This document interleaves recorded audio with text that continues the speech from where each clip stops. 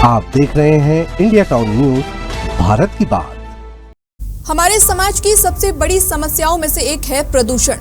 एक समय था जब शहर के कुएं और नदियां लोगों के जीवन का एक अहम हिस्सा हुआ करती थी, लेकिन आज वही कुएं कूड़ेदान में तब्दील हो चुके हैं। ये गंदगी न केवल समाज का चेहरा है, बल्कि ये हमारे संस्कारों और आदतों का भी प्रमाण है, जो पर्यावरण के प्रति हमारी लापरवाही को दर्शाता है। आज के शहरों में बढ़ती जनसंख्या, अव्यवस्थित कचरा प्रबंधन और लापरवाही ने शहर के कुओं को कूड़ेदान में तब्दील कर दिया है। एक समय कुएं स्वच्छ जल का स्रोत हुआ करते थे, लेकिन आज के समय ये कुएं केवल कचरे के ढेर और गंदगी का अड्डा बनकर रह गए हैं। आज हम आपको बताएंगे कि राजनांदगांव के कुएं की हालत कितनी दयनीय है। नमस्कार, मैं हूं आपके साथ मानसी सोनी और आप देख रहे हैं इंडिया टाउन न्यूज, भारत की बात।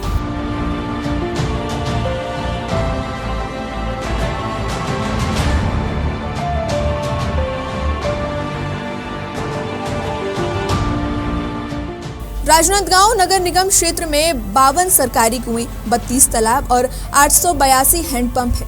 इनमें से ज्यादातर कुएं का उपयोग नहीं हो रहा है। कुछ कुओं का पानी सूख गया है, कुछ कुएं कूड़ेदान में तब्दील हो चुके हैं और कुछ कुओं का पानी पीने योग्य नहीं रह गया है। कई कुएं ऐसे भी हैं जो आज तक सिर्फ कागजों में हैं, लेकिन भौतिक रूप से उनका अस्तित्व ही नहीं है। इसके अलावा शहर में कई जगह ऐसे कुएं हैं जो खतरे से खाली नहीं है। इन कुओं में हादसे का खतरा हमेशा बना रहता है। इस विषय में जब हमने शहरवासियों से बात की, तब उनका कहना था कि सालों से बने ये कुएं न सिर्फ गंदगी बल्कि जुआरियों का भी अड्डा बन गए हैं। साथ ही साथ नगर निगम द्वारा इसकी सफाई का ख्याल नहीं रखा जाता।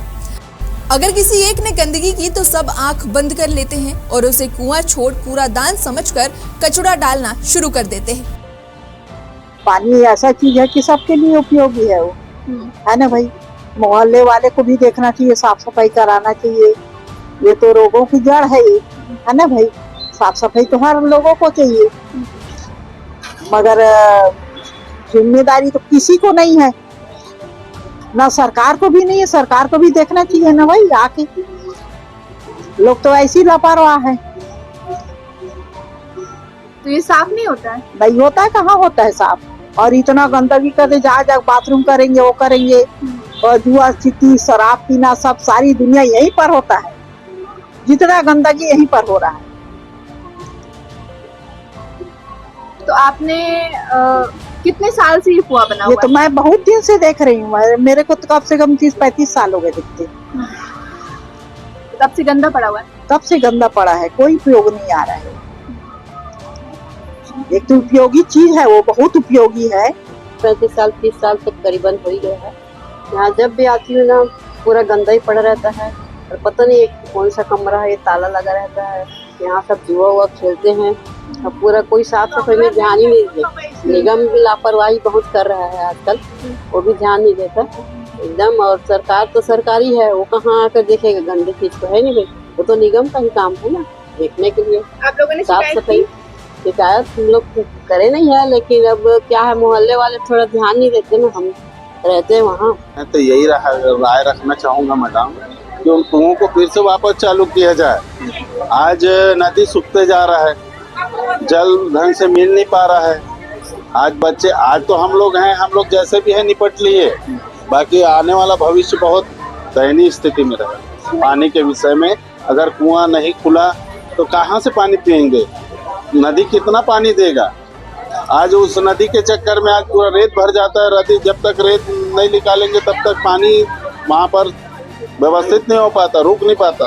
कुएं की क्या महत्व था? कुएं की बहुत बड़ी महत्व था। ये था कि कुआं के पानी, कुआं और बोरिंग के पानी पीने से बीमारियां नहीं होती थी। आज एक से एक बीमारियां पनप रही है। कुएं के पानी में बहुत ताकत था, बोरिंग के पानी में भी बहुत ताकत था। जैसा कि आपने सुना कि लोगों ने इस गैर जिम्मेदाराना बर्ताव का जिम्मेदार न सिर्फ अधिकारियों को समझा, बल्कि उन लोगों को भी समझा जो खुद ही कुएं में कचरा डालते हैं और फिर शहर में फैली गंदगी का गाना गाते रहते हैं। कुएं का सौंदर्यीकरण तो छोड़िए, वहां बना चबूतरा भी आज टूटी फूटी हालत में है। शहर के सभी कुएं के संरक्षण के विषय में जब हमने जिले के मुखिया, कलेक्टर संजय अग्रवाल से बात की तब उन्होंने कहा कि जहां भी कुएं में गंदगी फैली है और अव्यवस्था है उस पर हम बात करेंगे और जो भी संभव प्रयास होगा जरूर करेंगे। अभी ग्रामीण क्षेत्र में हम लोग जल संरक्षण पे लगातार हम लोग काम कर रहे हैं। उसी के तारतम्य में शहरों में भी हम लोग कुछ काम किए हैं। तो जहाँ कहीं भी इस तरह के कुएं वगैरह जो आप बता रहे हैं, इसकी जानकारी हम लोगों को होती जाएगी। हम लोग इस पर क्या संभव काम कर पाएंगे, हम लोग इसमें जरूर करेंगे। सर, कुएं का सौंदर्यीकरण, जो कुएं अभी जीवित हैं पानी के मामले में, उनके सौंदर्यीकरण के लिए क्या कुछ कार्य किए जाएंगे? हाँ, इसमें लोकल, क्योंकि इसके लिए स्पेसिफिक क्या प्लान किया जा सकता है, अलग अलग जगह पे कहाँ पे है, क्या कर सकते हैं, एक डिटेल प्लानिंग कमिश्नर नगर निगम से मैं बताऊंगा उनको, ताकि इस तरह का क्या प्लान कर सकते हैं इस पर प्लान करेंगे और इस पर काम करेंगे। राजनांदगांव के ज्यादातर कुएं कूड़ेदान में तब्दील हो गए हैं। यह न केवल हमारी नासमझी का परिणाम है, बल्कि ये हमारे पर्यावरण के लिए खतरे की घंटी भी है।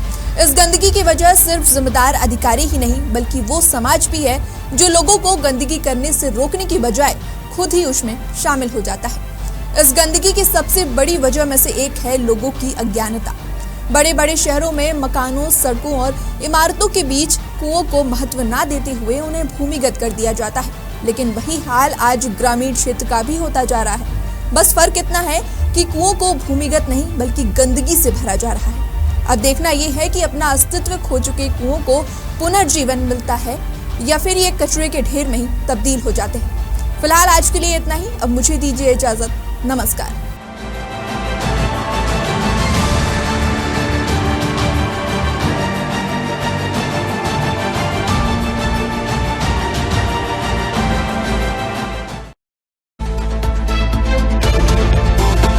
आप देख रहे हैं इंडिया टाउन न्यूज, भारत की बात।